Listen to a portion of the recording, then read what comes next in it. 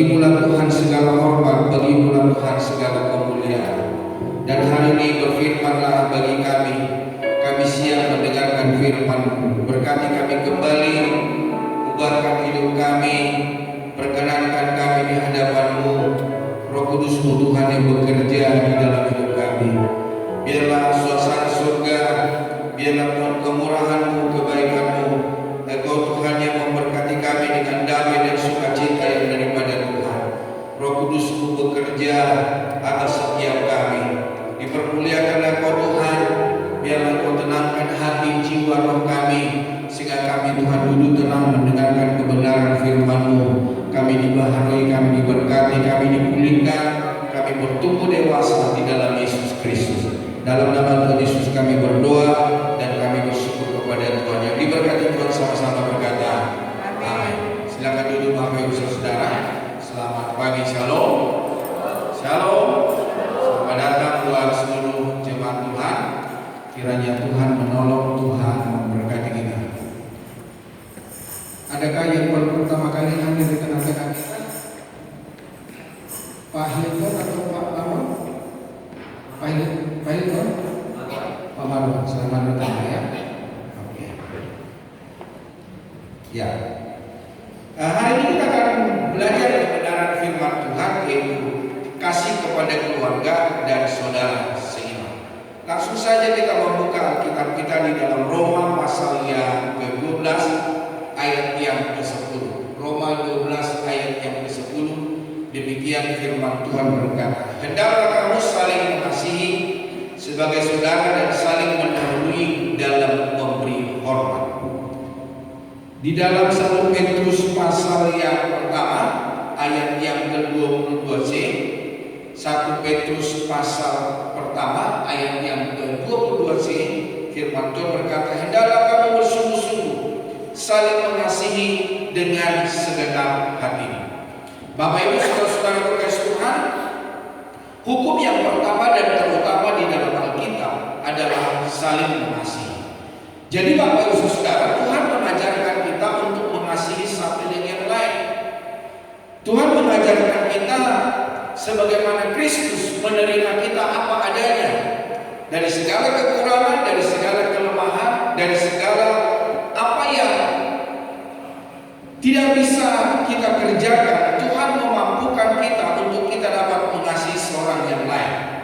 Nah, saling mengasihi adalah identitas diri. Jadi kalau kita dibilang saling mengasihi, bahwa itu adalah identitas orang percaya. Setiap orang yang percaya kepadanya. Dan mari kita bangun hidup persekutuan dengan semangat saling mengasihi. Sebagai kesaksian Yesus itu Tuhan dan Juru Selamat di dalam hidup kita. Nah, kita harus praktekkan, bukan sekedar teori, bukan sekedar yang diucapkan di dalam mimbar gereja, dalam persekutuan gereja, di dalam komsel gereja. Itu harus kita kerjakan karena itu identitas sebagai orang percaya. Nah, harus melekat dalam gaya hidup kita, menjadi ciri khas setiap orang percaya. Jadi dimanapun kita berada, baik di rumah, baik di kantor, baik di perjalanan, di mana saja Tuhan tempatkan kita untuk kita dapat saling mengasihi. Nah, Bapak Ibu Saudara, yang pertama adalah kasih adalah dasar. Jadi dari semua kebenaran firman Tuhan, firman Allah berkata bahwa kasih itu adalah dasar dari segala pengajaran akan firman Tuhan. Kasih bukan sekedar perasaan, melainkan perintah. Bilang dulu kiri kanannya, perintah Tuhan. Di dalam Yohanes 13 ayat 34 berkata, aku memberikan perintah baru kepada kamu, yaitu supaya kamu saling mengasihi, sama seperti aku telah mengasihi kamu, demikian pula kamu harus saling mengasihi. Jadi Bapak Ibu Saudara kasih Tuhan, tidak ada sebuah pilihan untuk kita tidak mengasihi, tetapi Tuhan berkata untuk kita harus saling mengasihi satu dengan yang lain. Mengucap syukur atas kehadiran keluarga dan saudara seiman yang Tuhan tempatkan dalam hidup kita. Kita dapat bersyukur Tuhan, terima kasih buat keluarga yang Tuhan percayakan, terima kasih buat jemaat Tuhan yang Tuhan percayakan, terima kasih buat gereja yang Tuhan percayakan, terima kasih buat rekan-rekan siapa bisa kita sebutkan namanya. dan keluarga, anak-anak kita, rekan handai tola. Nah, Bapak Ibu Saudara, bersyukur untuk keluarga. Itu karena anugerah terdekat, Bapak Saudara. Nah, mengapa? Keluarga sebagai tempat pertama yang mengenal kasih Tuhan. Keluarga sebagai pendukung atau support system di dalam rohani dan lahiriah kita. Jadi Bapak Ibu Saudara, kita tidak bisa mengasihi orang di luar sana sedangkan kita tidak mengasihi istri, tidak mengasihi suami, tidak mengasihi anak-anak. Ada banyak orang cuek terhadap keluarganya, tapi lebih mengasihi orang-orang di luar daripada keluarganya. Nah, Bapak Ibu Saudara, Tuhan mengajari kita untuk kita saling mengasihi, dan kasih yang perlu kita tunjukkan, yang pertama-tama kita tunjukkan di dalam keluarga kita. Nah, yang kedua, kasih di dalam keluarga atau tiang utama. Keluarga adalah gereja kecil tempat kita belajar. Kasih pertama yang kita dapat kerjakan, yang kita dapat lakukan, yaitu saling mengampuni. Kolose 3 ayat 13 berkata, sabarlah kamu seorang terhadap yang lain, dan ampunilah seorang akan yang lain. Apabila yang seorang menaruh dendam terhadap yang lain, sama seperti Tuhan telah mengampuni kamu, kamu perbuat jugalah demikian. Bapak Ibu Saudara, hidup kita serusak apapun, Tuhan telah mengasihi kita. Pekerjaan kita serusak apapun, Tuhan memberikan pengampunan untuk kita. Jadi Bapak Ibu Saudara kasih Tuhan, firman Allah ini berkata supaya kita mengampuni, supaya kita saling mengasihi antara satu yang lain. Dan dikatakan, sabarlah kamu seorang terhadap yang lain, dan ampunilah seorang akan yang lain apabila yang seorang menaruh dendam terhadap orang lain. Jadi Bapak Ibu Saudara kasih Tuhan, kasih sangat dibutuhkan orang-orang percaya. Menjadi terang di dalam rumah sebelum menjadi terang bagi dunia. Ada penyanyi berkata, jadilah garam tetapi bukan di tempat garam, jadilah terang dan bukan di tempat yang terang. Jadi Bapak Ibu Saudara, supaya kita menjadi terang di dalam rumah sebelum menjadi terang bagi dunia, mari kita mengasihi orang-orang di sekitar kita sebelum kita mengasihi di luar rumah kita.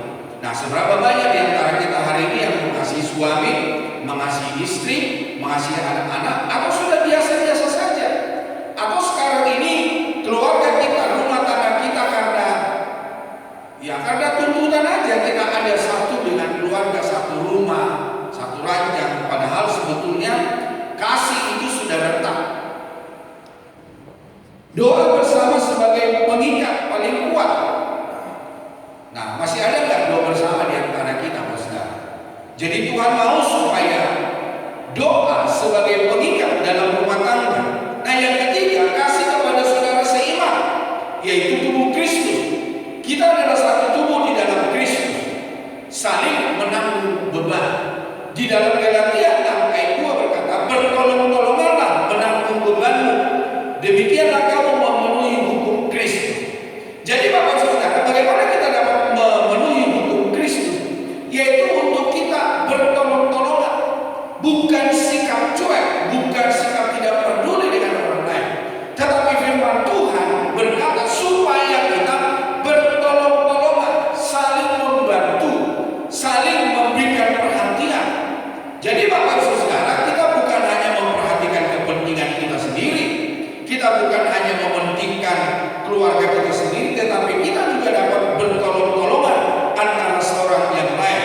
Yang berikutnya, mendorong satu sama lain untuk melakukan pekerjaan baik. Jadi Bapak Saudara kasih Tuhan, kita sebagai keluarga Allah, kita dapat mendorong sesama kita supaya dia dapat mengerjakan tugas dan tanggung jawab kita. Ya, seperti saya sering berkata bahwa pria memiliki tugas. Pria apa tugasnya? Para pria-pria menjadi raja, menjadi imam, menjadi nabi. Jadi kita dapat menasehati, kita dapat menguatkan supaya pria-pria di gereja ini dapat melakukan tugas dan tanggung jawabnya. Sedangkan wanita tugasnya apa? Menjadi penolong, pendorong, dan sebagai pendoa syafaat. Apalagi? Nah, mitra di dalam keluarga. Jadi Bapak Ibu Saudara kasih Tuhan, marilah kita bertolong-tolongan, marilah kita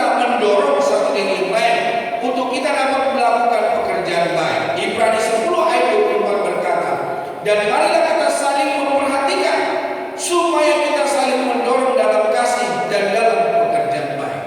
Jadi Bapak Ibu Saudara, perhatikanlah orang di sebelah kananmu, perhatikanlah orang di sebelah kirimu, perhatikanlah orang di depanmu, di belakangmu, perhatikanlah orang-orang yang di sekitarmu. Supaya apa? Supaya Bapak Ibu Saudara dapat memberikan dorongan supaya orang-orang yang ada di sekitar kita dapat melakukan kebenaran firman Tuhan. Nah, menjaga kesatuan hati dan menjauhi perselisihan. Mari kita jaga kesatuan hati. Mari kita jaga persekutuan kita. Mari kita jaga tubuh Kristus supaya kita tidak ada sebuah perselisihan, tidak ada sebuah permusuhan, tetapi kita satu di dalam Kristus. Yang keempat, contoh nyata kasih yang menghidupkan, memberi telinga untuk mendengar.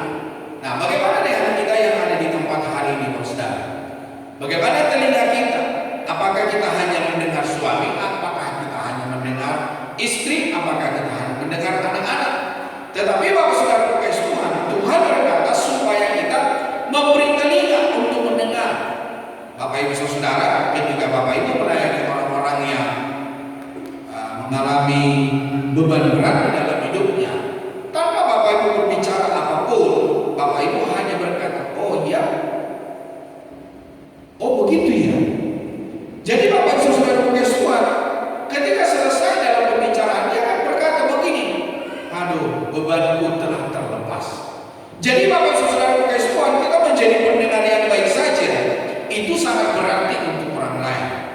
Jadi jangan meremehkan apabila Bapak Ibu Saudara mendengarkan setiap permasalahan, setiap pergumulan, setiap tantangan hidup orang lain, memberi kata-kata berkat atau afirmasi, dan saling mendoakan dalam waktu pribadi. Dalam 1 Korintus 13 ayat 13 berkata, demikianlah tinggal ketiga hal ini, yaitu iman, pengharapan dan kasih, dan yang paling besar diantaranya ialah kasih. Jadi mari kita menggunakan kasih Kristus di dalam hidup kita untuk dapat kita bersahabat, untuk dapat kita memberikan dorongan, untuk dapat kita memberikan perhatian antara satu yang lain.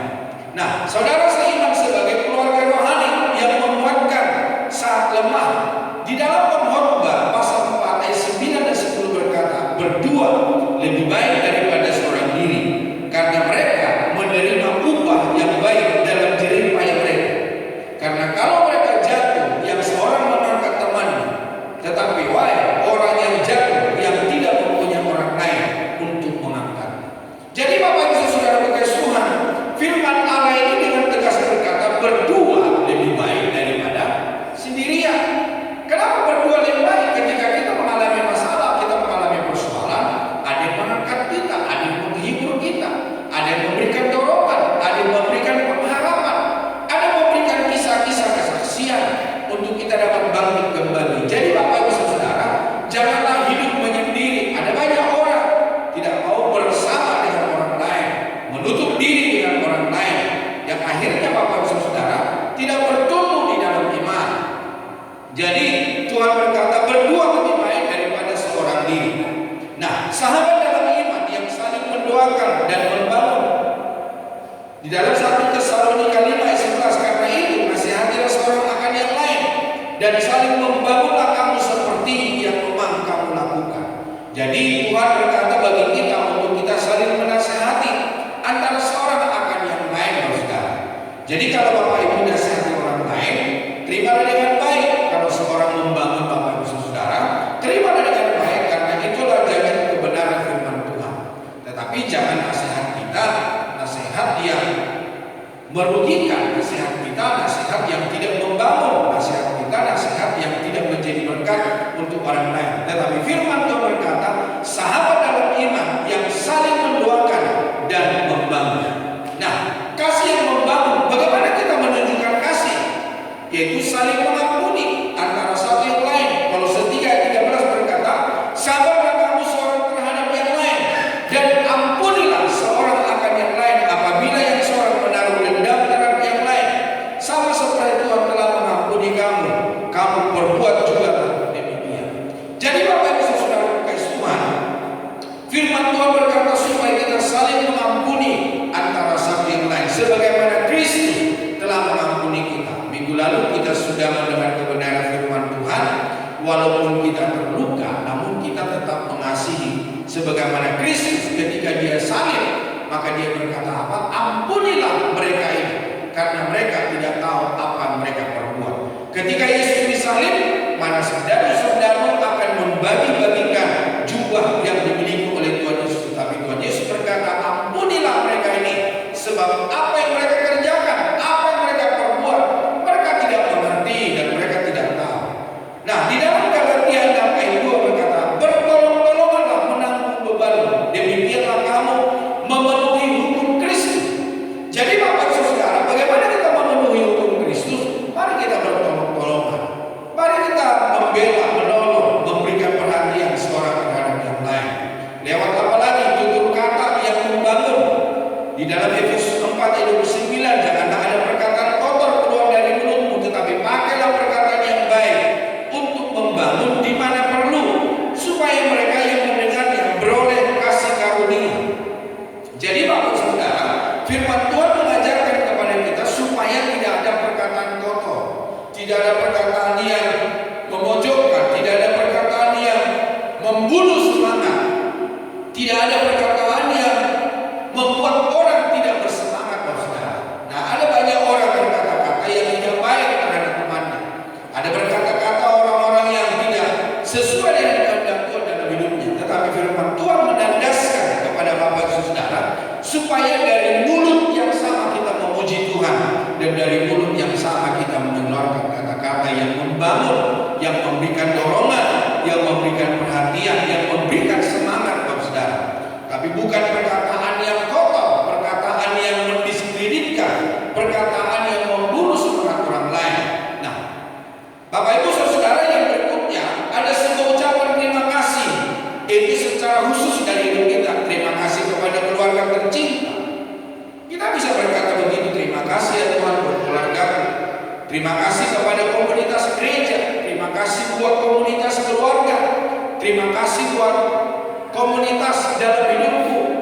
Apalagi kan kita orang-orang Batak ada perkumpulan, ada ibadah. Jadi Bapak Saudara, kita dapat bersyukur buat kasih dan anugerah Tuhan. Nah, pesan untuk kita dapat berkata kepada sahabat kita, kepada orang lain yang ada di sekitar kita, kalian adalah berkat Tuhan yang nyata dalam hidup. Jadi Bapak Ibu Saudara kasih Tuhan, ucapan terima kasih sangat penting kita kerjakan dalam hidup kita. Kasih Kristen tidak berhenti pada pengakuan iman, tetapi dinyatakan dalam relasi sehari-hari, terutama di dalam keluarga dan tubuh Kristus. Nah, bagaimana kita mewujudkan kasih persaudaraan yang tulus? Yang pertama, saudara, hubungan yang hangat.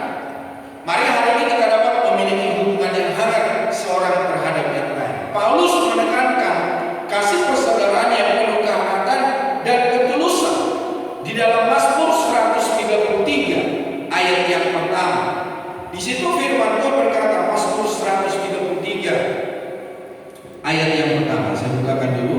Boleh Bapak Ibu juga buka Mazmur 133 ayat yang pertama. Demikian firman Tuhan berbicara bagi kita. Nyanyian Jara Daud, sungguh alangkah baiknya dan indahnya apabila saudara-saudara diam bersama denganmu. Jadi Bapak Saudara, kerukunan yang orang percaya lakukan di dalam hidupnya, di dalam keluarga, di dalam gereja, bermasyarakat, firman Tuhan berkata bahwa alangkah baiknya dan indahnya apabila saudara-saudara diam bersama denganmu. Nah, gereja dan keluarga seharusnya menjadi tempat yang aman untuk bertumbuh dan dipulihkan. Namun Bapak Ibu Saudara, ketika Bapak Ibu melihat sosial media atau mendengarkan cerita daripada orang-orang lain, ada banyak rumah yang tidak menjadi aman buat anak-anak, ada banyak rumah yang tidak menjadi aman buat istri, ada banyak rumah yang tidak menjadi aman buat suami. Jadi Bapak Saudara, jadikan gereja, jadikan rumah, jadikan keluarga menjadi tempat yang aman untuk bertumbuh di dalam Kristus dan kita dipulihkan. Nah, kasih yang hangat menciptakan suasana penerimaan dan keterbukaan. Bangunlah relasi yang sediakan waktu dan perhatian bagi sesama. Nah, definisi hubungan yang hangat, koneksi yang didasari oleh kasih sayang, rasa aman, dan kepercayaan penuh, ditandai dengan keterbukaan, kejujuran, dan saling ketergantungan yang positif. Jadi, di dalam kebenaran firman Tuhan, supaya kita dapat memiliki hubungan yang hangat, ya, dalam hubungan yang hangat itu tadi telah dikatakan supaya kita dapat merasa aman di sana, memiliki kasih sayang dan kepercayaan penuh. Nah, tandanya ada sebuah keterbukaan, ada sebuah kejujuran, dan saling ketergantungan yang positif. Bapak Ibu Saudara, apa yang dikatakan oleh firman Tuhan, ada banyak orang tidak merasa aman di dalam rumah, ada banyak orang tidak merasa aman di dalam keluarganya, ada banyak orang tidak merasa aman di lingkungan, padahal itu ada orang tuanya, ada papa, ada mama, ada kakak, ada adik. Ada banyak orang tidak aman di sana karena apa? Di sana saling menutupi, tidak ada sebuah keterbukaan, tidak ada sebuah kejujuran. Tapi hari ini saudara, marilah kita satu dengan yang lain di dalam keluarga supaya kita terbuka, supaya kita memiliki kejujuran antara suami dan istri, memiliki sebuah kejujuran. Ada banyak suami-suami atau istri memiliki nomor HP, ada dua. Yang satu bisa terbuka, yang satu lagi dikantongi terus. Karena apa? Ada hubungan dengan orang lain. Nah, Bapak Ibu Saudara, Tuhan mengajarkan kita supaya di dalam hidup kita ada sebuah keterbukaan, ada sebuah kejujuran, dan saling ketergantungan, Bapak Saudara. Saya di rumah itu HP saya tergeletak. Jadi siapapun yang buka bisa, Bapak Saudara. Selama orang-orang di sekitar saya itu tahu password daripada handphone itu, mereka tahu membuka, mereka tahu apa yang ada di dalam hati saya, tidak ada ketertutupan. Bapak Ibu Saudara kasih Tuhan. Nah, bagaimana dengan Bapak Ibu Saudara ketika ada di dalam rumah? Apakah suami bisa membuka handphone? Apakah istri bisa membuka handphone? Apakah anak bisa membuka handphone? Apakah seluruh keluarga bisa tahu apa isi daripada handphone Bapak Ibu Saudara? Nah, pilar utama hubungan yang hangat yaitu mengenai komunikasi efektif, berbicara dengan bahasa yang sopan santun dan menjadi pendengar aktif. Marilah kita Bapak Saudara berkomunikasi dengan baik antara satu yang lain, suami istri dan anak-anak. Dan di dalamnya ada sebuah kepercayaan, membangun rasa aman agar setiap individu merasa nyaman menjadi diri sendiri. Jadi biarlah anak-anak kita merasa aman di dalam rumah, istri merasa aman, suami merasa aman, karena semuanya ada keterbukaan, ada saling menerima antara satu yang lain, ada sebuah penghargaan, menghargai kontribusi dan menerima kelebihan serta kekurangan satu sama lain. Anak-anak seringkali memberikan penilaian kepada orang tuanya yang berkata bahwa mama ini bodoh, papa ini bodoh, padahal tidak tahu dulu waktu masih kecilnya dia pun bodoh, masih diajari oleh orang tua. Padahal saudara, hanya orang tuanya tidak begitu cepat seperti yang anak-anak miliki. Jadi Bapak Ibu Saudara kasih Tuhan, mari hari ini kita memberikan sebuah penghargaan antara satu dengan lain.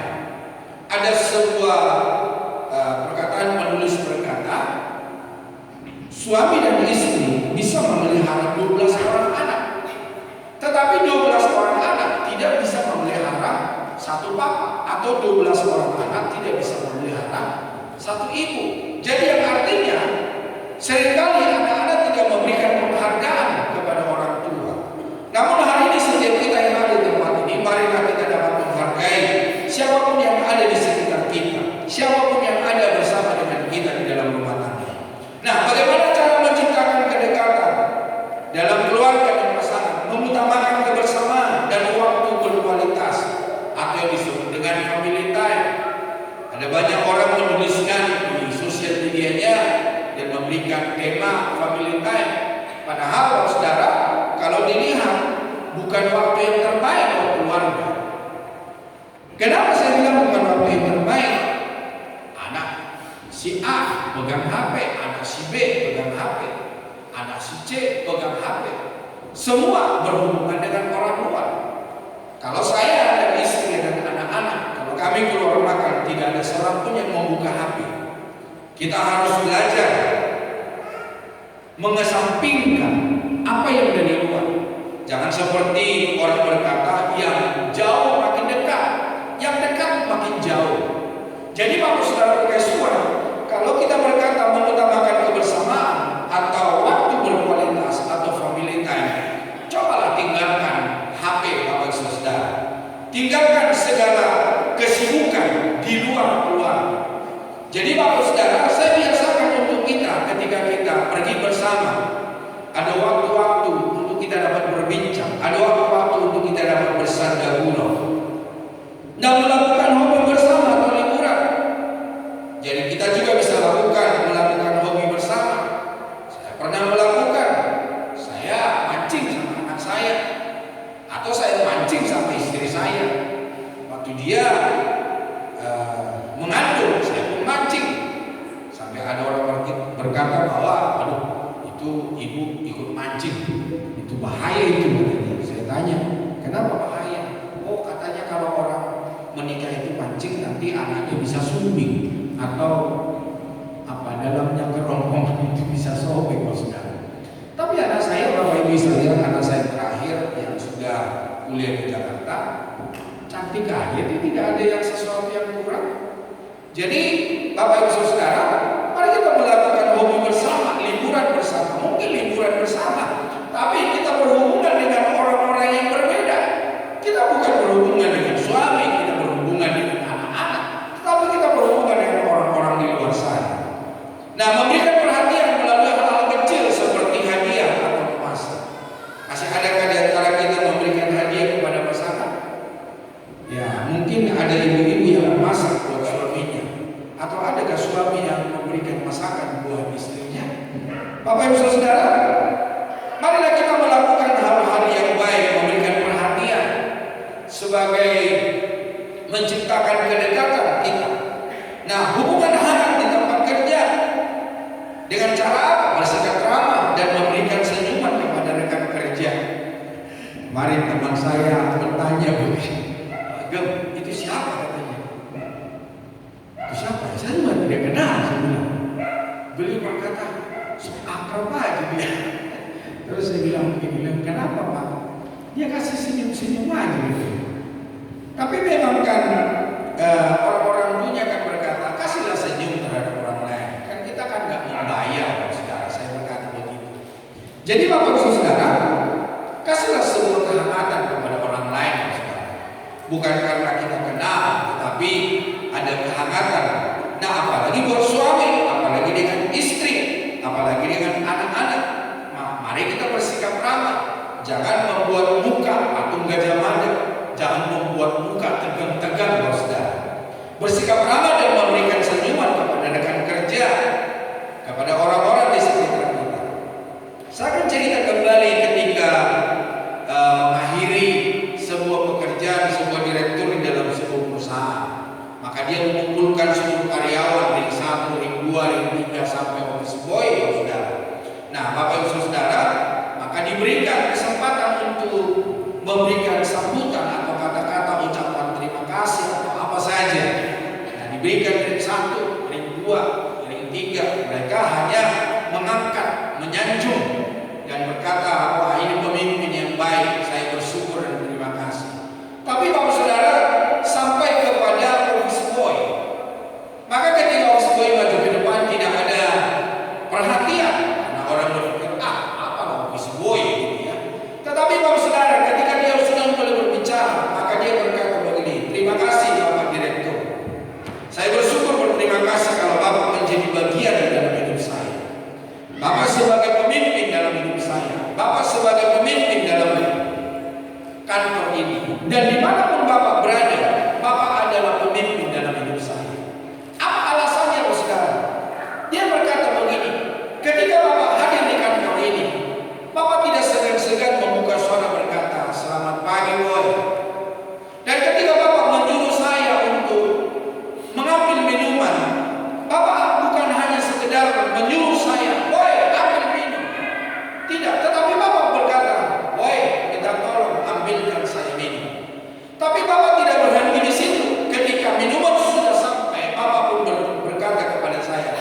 terima kasih ya boy, engkau telah mengambilkan minum buat saya. Dan dia berkata, dimanapun Bapak berada, Bapak adalah pimpinan dalam hidup saya. Bapak Ibu, saudara-saudara kekasih Tuhan, jadi jangan berpikir kita hanya ramah kepada orang-orang yang selevel dengan kita. Kita harus ramah kepada setiap orang. Ya mungkin hari ini mereka jadi office boy, tetapi siapa tahu beberapa tahun ke depan kemudian mereka adalah orang-orang hebat. Nah, saling menghormati tanpa memandang status.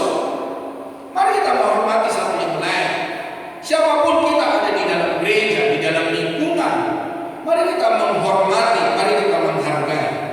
Menciptakan lingkungan yang suportif untuk meningkatkan produktivitas. Jadi Bapak dan Saudara, mari kerjakan hubungan yang hangat di tempat kerja. Mari lakukan yang terbaik buat rekan-rekan bekerja. Mari kasih senyuman.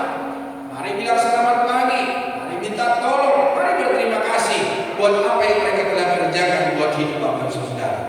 Nah, hubungan yang hangat adalah investasi jangka panjang untuk kualitas hidup yang lebih baik.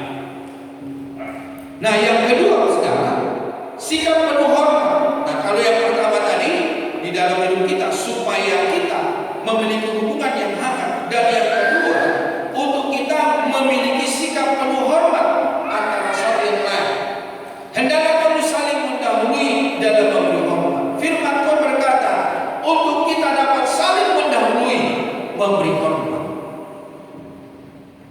Kasih sejati menghargai orang lain lebih tinggi dari diri sendiri dan menganggap orang lain lebih utama. Di dalam Filipi pasal 2 ayat 3 dan 4 berkata begini, dengan tidak mencari kepentingan sendiri atau puji-pujian yang sia-sia. Sebaliknya, hendaklah dengan rendah hati yang seorang menganggap yang lain lebih utama daripada dirinya sendiri. Dan janganlah tiap-tiap orang hanya memperhatikan kepentingan sendiri, tetapi kepentingan orang lain.